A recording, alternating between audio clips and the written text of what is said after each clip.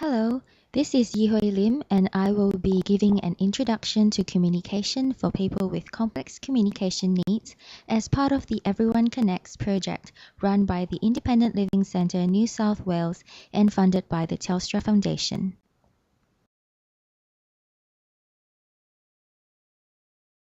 We all use a variety of ways to communicate every day.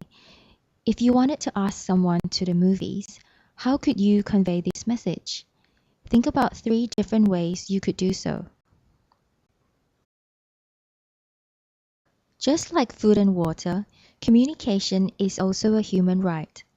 As you can see in this Communication Bill of Rights, you have the right to express feelings, to understand communications, to reject, to request information, to have access to information, to be communicated with in a dignified manner, to have access to aid services and resources, to be listened to be included in social interaction, to learn about yourself, to learn about life, and to be offered choices.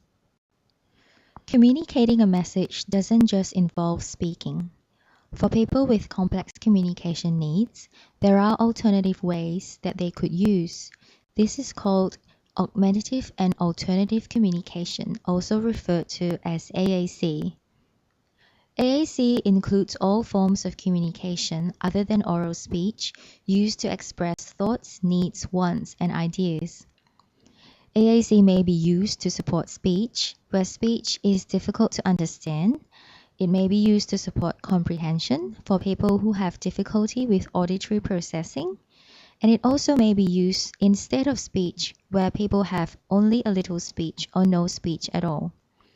AAC is a set of tools and strategies used for everyday communicative purposes, and it involves many different modes of both aided and unaided communication.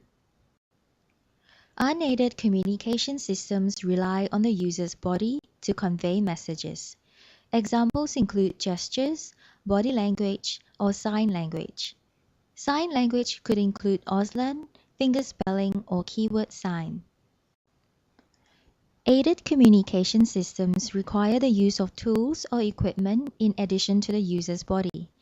Aided communication methods can range from paper and pencil to communication books or boards to devices that produce voice output or written output. Electronic communication aids allow the user to use picture symbols, letters, or words and phrases to create messages. Some devices can be programmed to produce different spoken languages. Many aided forms of AAC include an assistive technology component, which range from low to high-tech strategies.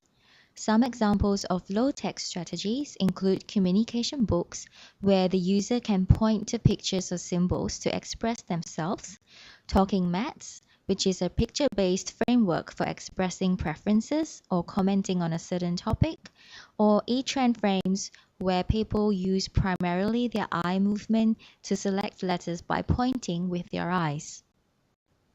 High-tech communication systems require at least a battery to operate. Some examples of simple high-tech AAC systems are the Big Mac, which lets you record a single message, or a step-by-step, which allows you to record sequenced messages. Another example is the GoTalk that comes in different sizes, and it lets you record up to 5 levels. You can print out overlays pertaining to different topics and change them accordingly. More specialized high-tech devices are, for example, devices with separate keys as opposed to touch screens. Examples of these include the Elora and the Lightwriter. Some other examples of more sophisticated high-tech AAC devices are those with dynamic displays. Dynamic displays means that when users choose a certain word, the display changes automatically. Examples of dynamic display devices include the Telus 4, the Dynavox, the Accent, and the Tobii Communicator. To sum up what we've covered about communication, there is no best type of AAC system. Some methods might be more suitable or more efficient for certain situations, but not for others. It is therefore good to have a range of methods to ensure that communication can take place effectively across all settings. Thank you.